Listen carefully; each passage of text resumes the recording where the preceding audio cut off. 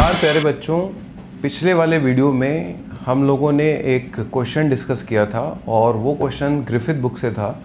और जिस जगह वो क्वेश्चन ख़त्म हुआ था वहाँ से मैंने आपको एक नया क्वेश्चन दिया था और इस वीडियो में भी मैं ऐसा करने वाला हूँ। आपको मैं एक इंटरेस्टिंग कंडक्टर का क्वेश्चन देने वाला हूँ जो मैंने खुद बनाया है। पहले लेकिन वो क्वेश्चन डिस्कस करेंगे जो इस समय आपकी स्क्रीन पर है। You are given a vacuum diode. कोई बच्चा सुन करके बोल सकता है सर वैक्यूम डायोड तो हमारे कोर्स में नहीं है, लेकिन थोड़ा आगे देखिए। It is not exactly based on vacuum diode, it is a general simple question जिसके कुछ पार्ट IIT JEE एडवांस के लिए इंपॉर्टेंट हो सकते हैं। So you have a vacuum diode which have a cathode and anode. Cathode पे क्या है, इलेक्ट्रॉन्स को बॉयल किया जा रहा है। बॉयल का मतलब हीट करके उनको जनरेट किया जा रहा है। And anode is at high voltage V node, cathode is at voltage 0, boundary condition दे रखी है। प्लस कैथोड के पास इलेक्ट्रिक फील्ड भी टेंडिंग टू 0 बता रखा है। आपको स्टेडी स्टेट पर कुछ क्वेश्चंस के आंसर देने हैं। उनमें से 2 क्वेश्चंस के आंसर मैंने पिछली क्लास में दे दिए थे, जैसे कि write Poisson's equation for the region between the plates. Poisson's equation होता है del to V divide by del R square is equal to minus rho by epsilon naught. तो वो आप डायरेक्ट लिख सकते हो इस केस में, क्योंकि इलेक्ट्रिक फील्ड सिर्फ x डायरेक्शन में है तो आप डायरेक्ट ऐसा लिख सकते हो इसके अंदर del to V by del x square is equal to minus rho by epsilon naught, जो मैंने यहाँ पे लिख भी दिया। हम चाहें तो इस इक्वेशन को थोड़ा सा सिंपल तरीके से डिराइव भी कर सकते हैं। मान लीजिए कि मैंने अपना इलेक्ट्रिक फील्ड जो है ना x डायरेक्शन में मान लिया। सपोज करो इसका जो इलेक्ट्रिक फील्ड है वो इधर की तरफ है और x प्लस डी एक्स पर जो इलेक्ट्रिक फील्ड है वो है E of x plus D x. ये 2 प्लेट्स हैं। सबसे पहले मैं आपको समझा देता हूँ। ये जो आप लेफ्ट साइड में देख रहे हैं, this is cathode, this is anode. Actually electric field जो है वो एनोड टू कैथोड की तरफ आने वाला है, लेकिन हम एक जनरल डेरिवेशन कर रहा हूँ। तो मैंने इलेक्ट्रिक फील्ड जो है x के साथ x डायरेक्शन में इलेक्ट्रिक फील्ड माना है, पॉजिटिव x डायरेक्शन में, वरना माइनस प्लस का चक्कर पड़ जाएगा। और x प्लस डी एक्स पे इलेक्ट्रिक फील्ड मान लिया E of x plus D x. वो ऑटोमेटिकली क्या होगा, जब नेगेटिव चार्ज उसमें आएगा तो ऑटोमेटिकली सब चीज़ें एडजस्ट हो जाएंगी। तो ये जो राइट वाली सरफेस है इस पे इलेक्ट्रिक फील्ड हमने मान लिया E of x plus D x, और जो लेफ्ट वाली सरफेस है उस पे इलेक्ट्रिक फील्ड मान लिया E of x। So flux through the right surface is here. Now I am writing flux through the left surface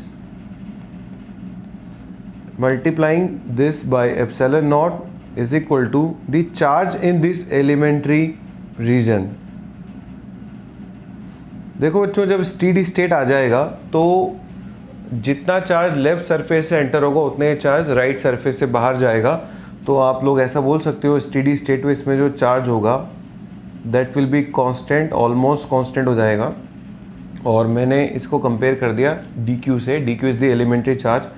area and area gets cancelled and you can see that this will become del E divided by del x। इधर जो del x है उसको नीचे लाके divide कर रहा हूँ। This will be equal to rho divided by epsilon naught, and you know what is E? E is equal to minus del V divided by del x। So you can easily you can easily comment that del 2V by del x square is equal to minus rho divided by epsilon naught।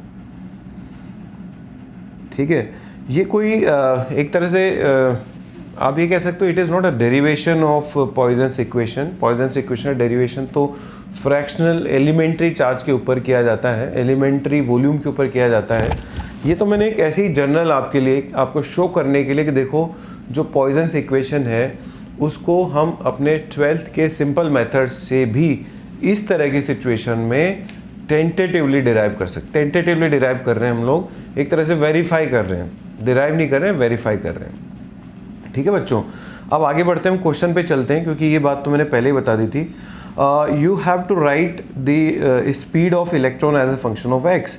तो इसका जो B part है वो है speed of electron which I can calculate with the help of work energy theorem is equal to half mv square. So speed is equal to √2 times E into potential. ये potential जो है ना, ये potential as a function of x है। Calculation थोड़ी सी लंबी है पर मज़ेदार है, मज़ा आएगा आपको। Now coming to C part, मैं एक बार इस पे पढ़ लेता हूँ सी पार्ट क्या है।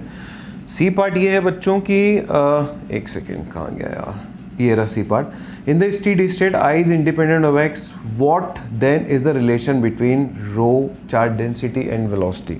आप कह सकते हो वही वाली स्टोरी जो आपने फ्लूइड डायनेमिक्स में लगाई थी, किसी भी क्रॉस सेक्शन में से लेफ़्ट साइड से जितना चार्ज निकल रहा होगा राइट साइड में उतना ही चार्ज एग्जिट कर रहा होगा। तो किसी भी टाइम पर अगर इस क्रॉस सेक्शन से करंट आई है तो इससे भी कितना होगा, आई। और अगर dt टाइम में यहाँ से लेकर यहाँ तक चार्ज पहुँच जाता है तो यहाँ से यहाँ तक की जो डिस्टेंस है that is v dt।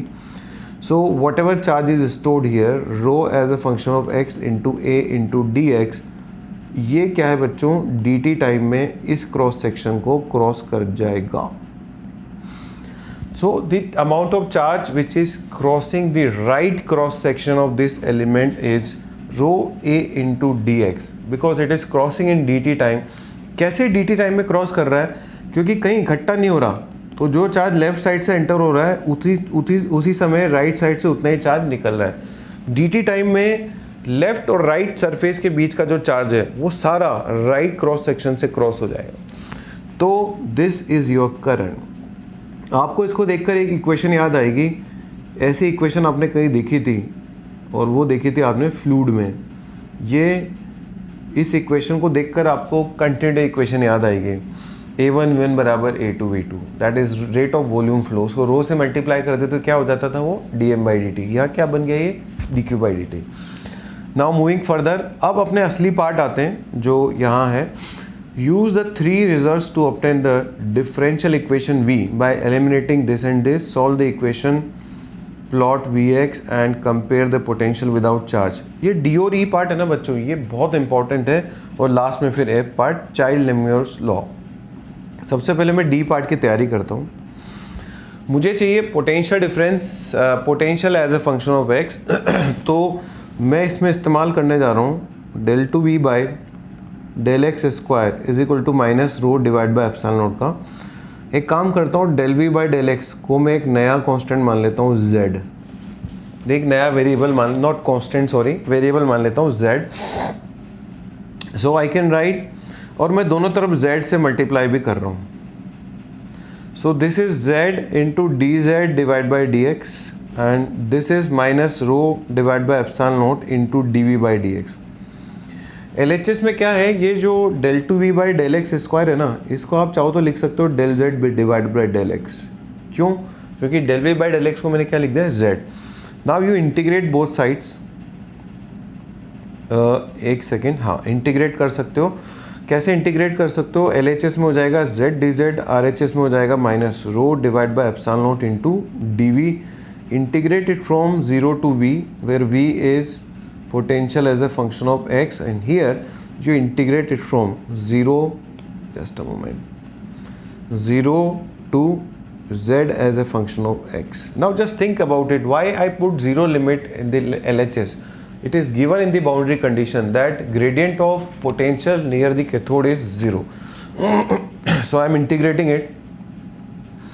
This will be z square divided by 2 minus 0 is equal to minus rho divide by epsilon naught into v। Yes, solve करेंगे तो z की वैल्यू आ जाएगी minus rho into 2 epsilon naught into v square root. आप लोगों को बच्चों घबराने की ज़रूरत नहीं है माइनस साइन से, क्योंकि वो जो चार्ज है ना, वो चार्ज जो है खुद नेगेटिव है। इसमें जो रो है ना वो खुद नेगेटिव है, ठीक है। तो उसमें टेंशन लेने की कोई ज़रूरत नहीं है।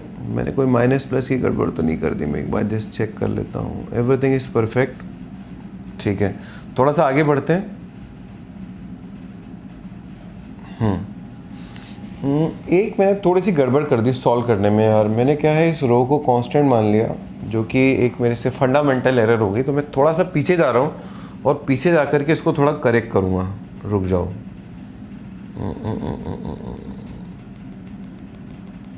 सारी कैलकुलेशंस जो है ना मुझे वापस से करनी पड़ेगी। मेरे से एक जगह मिस्टेक हो गई।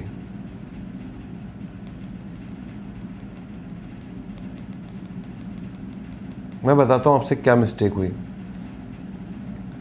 मेरे से मिस्टेक हो गई कि मैंने रो बाय एप्सिलॉन नॉट बाहर निकाल लिया इंटीग्रेशन, वो मैं निकाल नहीं सकता।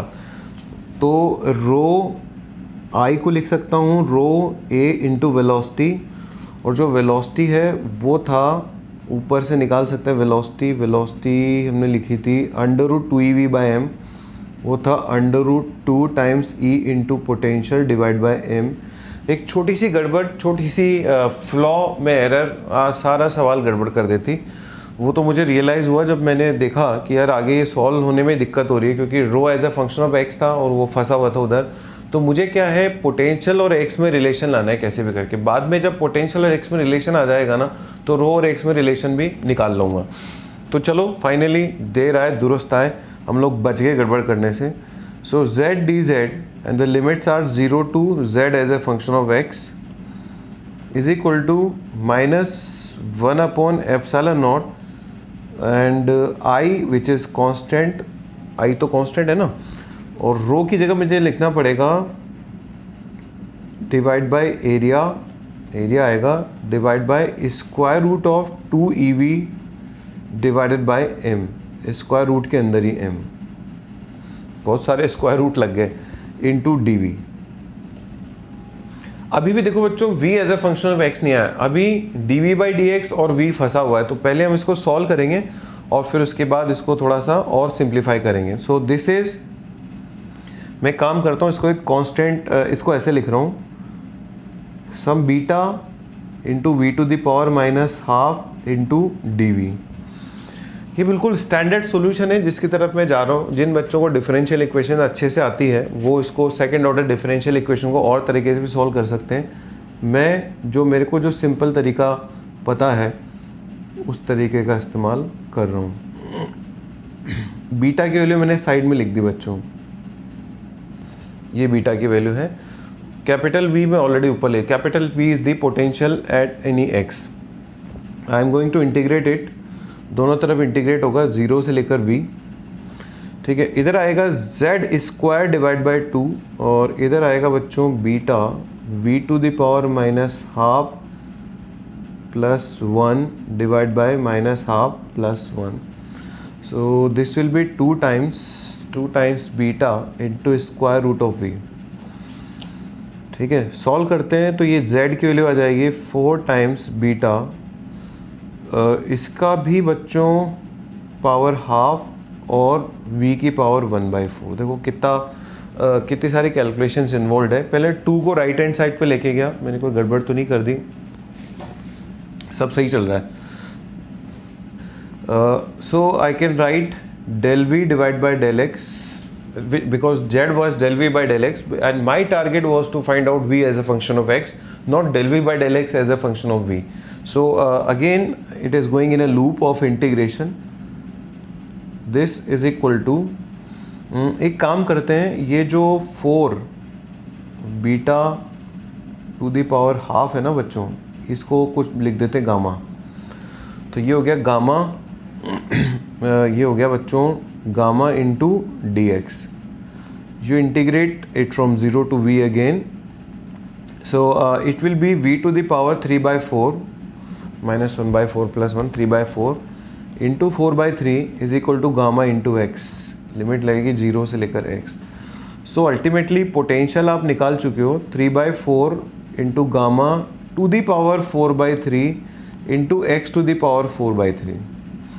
अब ये देखो, ये गामा वामा सब आपको पता है, गामा बीटा की टर्म में पता है, बीटा पीछे मैंने लिख रखा है स्क्रीन में, वो थोड़ा सा लंबा चौड़ा है तो मैं उसको छोड़ रहा हूँ, ठीक है। अभी अपने मुद्दे की बात पे आते हैं हम लोग, मैं थोड़ा इसको और सिंप्लीफाई कर देता हूँ। When x is equal to d, v is equal to v0, इसका मतलब इस LHS में v0 लिख सकता हूँ एंड 3/4 गामा 4/3 यहाँ पे लिख सकता हूँ d to the power 4/3। Limiting condition डाल दी मैंने, जब आप एनोड पे पहुंचते हो तो x हो जाएगा d, v हो जाएगा v0, मैंने भर दिया। So I can divide both of them and I can form a very nice fantastic equation which is relating potential as a function of x in case of there is a space charge, and I can prove, I have already proved that space charge is non-uniform. Why? because I is equal to rho a v is constant. If v is a function of x, which means that rho has to be function of x. In fact, I can confidently say that as the x is increasing, speed is increasing, rho as a function of x is decreasing, which means that there will be smaller value of space charge density near anode as compared to cathode. ये मैं नहीं बोल रहा, ये यहाँ पे चमक रहा है, आप लोगों को समझ में आ रहा है, ठीक है। तो एक आ गया v as a function of x। अब मेरे को रो चाहिए था, रो को लिख सकता हूँ minus epsilon not second order differentiation of voltage. तो हम तो ऑलरेडी इसको डिराइव भी कर चुके हैं एक तरह से अपने देसी तरीके से। तो पहली बार डिफरेंशिएट करेंगे तो 4/3, देखो बच्चों 1/d⁴ 4/3 तो बाहर निकाल लिया मैंने। x की पावर 4/3 का पहला डिफरेंशिएशन होगा तो 4/3 ये हो जाएगा x की पावर 1/3। एक और बार डिफरेंशिएशन होगा तो वो होगा 1/3, और अब ये x वाली टर्म बचेगी नहीं तो x⁻⁻³ 2/3। आप ध्यान से करिएगा डिफरेंशिएशन। मेरी गणित कमज़ोर हो चुकी है, इतनी अच्छी नहीं रही, आपकी ज़्यादा अच्छी है, आप अच्छे से देखना। मेरे से कोई गड़बड़ हो तो उसको प्लीज़ करेक्ट करवा देना यार, ठीक है। तो फाइनली देखो हम कहाँ पहुँच गए। मैंने एक्चुअली लिख रखा है, ये इतना लंबा एक्सप्रेशन है। So we are here -4 epsilon naught v naught divided by 9 times d² x⁻² 2/3। ये इस तरह का एक्सप्रेशन अपने पास आया। ये है बच्चों charge density as a function of x। जिस बच्चे ने charge density as a function of x निकाल लिया, क्योंकि वेलोसिटी हमें as a function of x नहीं पता थी, हमें velocity as a function of potential पता थी। तो अगर मेरे से कोई velocity as a function of x पूछता है तो मैं बता सकता हूँ velocity is I divided by rho into a, I divide by rho into a, और रो की वैल्यू ये रही। इससे क्या मिल जाएगा मेरे को, velocity as a function of x मिल जाएगा। चलिए आगे बढ़ते हैं। अब कुछ मुझे डिराइव करने के लिए रह गया हो तो मैं वो भी डिराइव कर डालता हूँ। एक चीज़ तो ये डिराइव होगी, velocity as a function of x आ गई अपनी। इसको थोड़ा और सिंप्लीफाई कर रखा है मैंने। तो जब ये रो नीचे आएगा ना बच्चों, तो आप देख सकते हो इसके अंदर, यहाँ देखिए ये डिनोमिनेटर में है, तो ये जब ये रो या नीचे आएगा ना तो x की पावर 2/3 यहाँ ऊपर जाएगी। तो some monkey times, monkey is a constant, मैंने कोई कांस्टेंट मान लिया, x⁻² 2/3। इसका मतलब कोई आपसे पूछे वेलोसिटी कैसे वेरी करेगी, तो वेलोसिटी x⁻² 2/3 के प्रोपोर्शनल वेरी करने वाले। This is again a very interesting result, बहुत प्यारा रिजल्ट है, काम आ सकता है कभी। अब क्या करना डिराइव, अब हम वापस चलते हैं, हम करंट की वैल्यू को डिराइव कर देते हैं एक बार जरा मैं थोड़ा सा विजुलाइज कर लूँ, कुछ मिस तो नहीं हो रहा मेरे से। ये रहा, यहाँ से थोड़ा सा इसको कॉपी कर लेता हूँ कि यार इतनी बड़ी बड़ी एक्सप्रेशन तो याद ही नहीं रहती मेरे को। बच्चे सोच रहे हैं हमको कैसे याद रहेगी, तो बच्चों आपके पास तो कॉपी होती है ना, तो तुम्हें दिख जाती है यार। Paste, yes. अब इसमें क्या है बच्चों, मेरे को गामा ढूंढ के लाना है। गामा कहीं लिखा था मैंने, वो गामा कहाँ है वो ढूंढ के लाते हैं। Gamma is 4 times β⁻²। बीटा क्या है वो रहा, तो 4 टाइम्स, पहले बीटा लिखूंगा मैं, इसमें लंबा सा एक्सप्रेशन है यार, -I/ε0a √m divide by 2e, -I/ε0a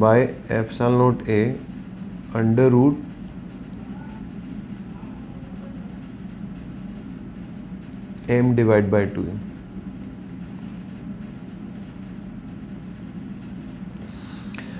ठीक है, ये मेरा बीटा है।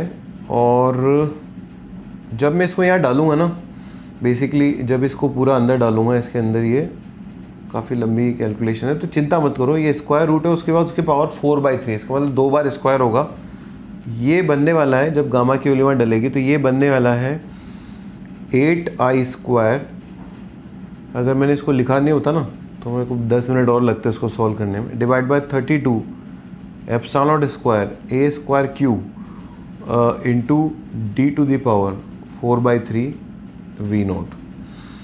अब देखो बच्चों, यहाँ से हम लोग कुछ और कंक्लूजन निकाल सकते हैं। और एक सेकेंड में क्या कंक्लूजन निकाला था, इतनी लंबी कैलकुलेशन मेरा खुद का दिमाग घूम गया। हाँ, यहाँ पर पावर है दिस टू द पावर 1/3। मैंने क्या किया, ये जो एक्सप्रेशन है इसको अंदर डाला, गामा की वैल्यू को, उसके ऊपर 4 पावर लगाई लेकिन 1/3 नहीं लगाई। अब अपना चाइल्ड्स फॉर्मूला डिराइव होने वाला है, दोनों तरफ क्यूब कर दो, तो v0 क्यूब बराबर जो अंडर रूट के अंदर आ रहा है ना, उसको यार मैं क्या कर रहा हूँ, आई स्क्वायर के अलावा जो भी कुछ बच रहा है ना, और डी वी सब, ये जो भी कुछ बच रहा है इसको मैं ना कांस्टेंट मान रहा हूँ, कि मेरा दिमाग घूम गया इतनी लंबी लंबी एक्सप्रेशन लिखते लिखते। तो because m which is mass of charge है ना, E is electronic charge, I is the current which is constant, और मेरे को I की ही प्रूव करना था, I किसके प्रोपोर्शनल है, बाकी सब चीज़ें क्या है कांस्टेंट है, तो मैंने कांस्टेंट ले ली। So I is proportional to v0 to the power 3/2। इसको हम लोग चाहे तो लिख सकते हैं I बराबर k v0 to the power 3/2। This is child Langmuir relation, इसी की चर्चा हो रही थी वहाँ पर। कुछ बच्चे इतनी लंबी लंबी एक्सप्रेशन देखने के बाद हो सकता है मेरे को कमेंट भेजें कि सर ये जेई एडवांस में आ सकता है क्या। तो बच्चों मैंने आपको पहले ही बताया, ये जेई एडवांस से थोड़ा ऊपर का क्वेश्चन है और ओलंपियाड से थोड़ा नीचे का क्वेश्चन है। ओलंपियाड के लायक भी नहीं है क्योंकि वो INPHO के लायक तो इतना नहीं है, उसमें थोड़ा और हायर लेवल के क्वेश्चन आते हैं। लेकिन मुझे ऐसा लगता है कि कुछ हिस्सा इसका जेई एडवांस में बन के आ सकता है, जैसे कि current as a function of x निकालना, नहीं सॉरी, जैसे कि velocity as a function of x निकालना, जो आया था ना अपना v is proportional x to the power 2/3, या जैसे कि charge density as a function of x निकालना। इस तरह के जो छोटे छोटे पार्ट्स हैं ना वो आ सकते हैं। या फिर अगर मान लीजिए एग्जामिनर अपनी पे आ जाए, थोड़ा सा क्या है ये कांस्टेंट, ये जो बहुत सारी वैल्यूज़ हैं ये ज़्यादा हैं, अगर हम गामा वामा की टर्म्स में आगे बढ़ रहे होते हैं, ठीक है, तो हो सकता है कि इजीली ये सॉल्व हो जाता है और हमको I proportional to v0 to the power 3/2 लाने में दिक्कत नहीं होती। Now we are analysing two things. First of all, this is not Ohm's law. Ohm's law में v प्रोपोर्शनल टू I होता था, ये लीनियर रेजिस्टेंस जैसा नहीं बिहेव कर रहा। एक तरह से ये यहाँ पर जो भी करंट आ रहा है वो नॉन लीनियर करंट आ रहा है, it is not directly proportional to v0। Secondly, इसका एक पार्ट और है, पार्ट ये है कि सोचो अगर इन प्लेट्स के बीच में कोई चार्ज नहीं होता, मतलब चार्ज एक्वायर नहीं होता। मैं आपको पढ़ के बताता हूँ। If there is no space charge, ये वाला option, solve the equation v as a function of x, compare it to the potential without space charge. यानी कि अगर इसमें स्पेस चार्ज नहीं होता तो पोटेंशियल कैसे वेरी कर रहा होता। यार स्पेस चार्ज नहीं होता ना, तो ये अपना नॉर्मल कैपेसिटर होता, और नॉर्मल कैपेसिटर होता तो यहाँ से x डिस्टेंस पे जो पोटेंशियल होता, उस x डिस्टेंस के पोटेंशियल को मैं लिख सकता था v0 divide by d into x. इसका मतलब ये है कि अगर स्पेस चार्ज नहीं होता, एक पेज ऐड कर देते हैं, मुझे ऐसा लग रहा है कि कुछ और बताना है मुझे, ऐड पेज। चलो, तो अगर ये नॉर्मल मतलब अगर वो स्पेस चार्ज वाली सिचुएशन नहीं होती, नॉर्मल कैपेसिटर होता, तो पोटेंशियल किस तरह से वेरी करता। पोटेंशियल जो है बच्चों वो लीनियरली वेरी करता डिस्टेंस के साथ, ऐसे।